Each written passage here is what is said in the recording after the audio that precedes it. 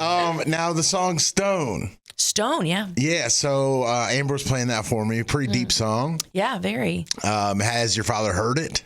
I don't remember if I sent it to my father or not. I sent it to my mother right after we wrote it, knowing that she needed to go ahead and hear it and cry and get it out of the way so she could listen to it again and figure it out. Because losing a sibling is a really strange loss. So when people say like, oh, how many brothers and sisters do you have? I go, oh, well, there's 6 kids. And I go, oh, wait, there's 5. I don't know what the correct response is here. And that song started out from a really angry place, especially when you're dealing with a subject as heavy as veteran suicide. And so I was very angry. Nicolette Hayford, being the co-writer on this, she said, we need to go outside and smoke and talk through this. And I laughed at something she said. And I said, wow, I sound so much like my brother when I laugh. And I didn't realize that. So then I started crying. And she said, hey, you're angry because you're sad. And you're sad because you didn't realize how much you and Clay were alike until he was already gone. That's where we need to go. And it was her suggestion to use the word stone, because think about your older siblings. They teach you how to skip rocks. And how'd your other siblings feel when they heard it? So the one that's just older than me, the 2 that are just older than me, Daniel and Aubrey, took it really, really well. And the 2 that are now the oldest have never heard it. They've never heard it. Are they going to? That's up to them. Really. Do they know it exists? I don't think so. They don't know I exist. So they stopped paying attention to me when I was like, I don't know, 4 or something. They were like, I was like a housefly. They just kept trying to let out the window. They just didn't like me. They never did. But I was like, that's cool. I'll play by myself. I mean, I'll play guitar. Watch this. Working out in your benefit. Absolutely. Yeah. But it was really therapeutic to write that song. And I try to remind people that song is really going to hurt when you listen to it, if you've ever lost anything ever. Yeah. But it's not on there to remind you to hurt. It's on there to remind you that you are hurt, and we are hurt, and we're just not by ourselves. We're not the only ones that feel that way. Is this a song you plan on playing at shows? Because I mean, it's really deep and it's really emotional. It would be hard, first of all, to get like a festival crowd to listen to it.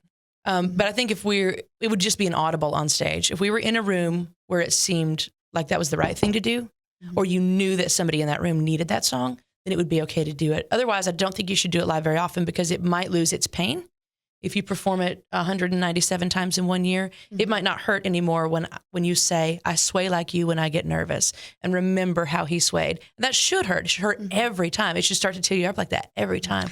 So we don't want to wear it out. So we interviewed Craig Morgan, and he has a song about his son, and he said a similar thing, that he only will play it at certain shows. He mentioned the same exact thing, where he doesn't want to play it at a festival because he doesn't feel like the crowd would understand it or want to hear it.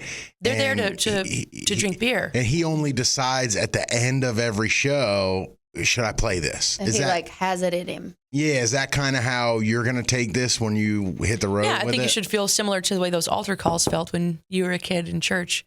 If the Spirit moves you, then do it. Don't ignore that. But also never shove something like that down anybody's throat, because what if there's somebody in the audience that wasn't ready to deal with that, and you made that happen for them? What happened to one of your shows recently? You stopped the whole show and went into the crowd. Yeah. Someone was feeling one of your songs. Yeah, Hang In There Girl. She was crying she was dead center at the end of the thrust. And her friends were pointing at her when I was talking about Hang In There Girl, when I was saying, no matter what was wrong with your day today, it's my job for the next 45 minutes to make sure nothing else matters. And I'm going to leave my ish backstage. You can leave your ish at the door, and we're going to be okay. And they were pointing at her. So at the end of the song, they're playing the outro. I just ran down there and said, are you okay? Are you okay? And she said, I'm okay. I'm just sad.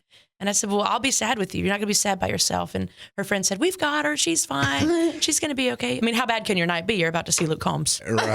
Are you kidding? How bad can your night be? Ashley McBryde just came to make sure you were okay. Yeah, don't sell yourself short there. Come on. I don't want anybody to hurt by themselves. Yeah. You know? How is it doing shows with Luke Combs? It's awesome. Yeah. He's such a good guy. We love him. We get along really well. And our crowds, I want to say crossbreed, but that sounds really weird. Our crowds cross hang really well. Cool, yeah. Like, you're not going to see one of my fans getting in a fight with a Luke Combs fan. Right. They're probably just going to buy each other a beer. Right. Have you written anything with him, or not yet? And when I first knew of Luke, it was as a songwriter. I almost said just a songwriter, because I was just a songwriter too. I would really love that, but on the road, it's impossible between his schedule and my schedule. But it would be okay with me if we maybe got to winter time and carved out some time to write together.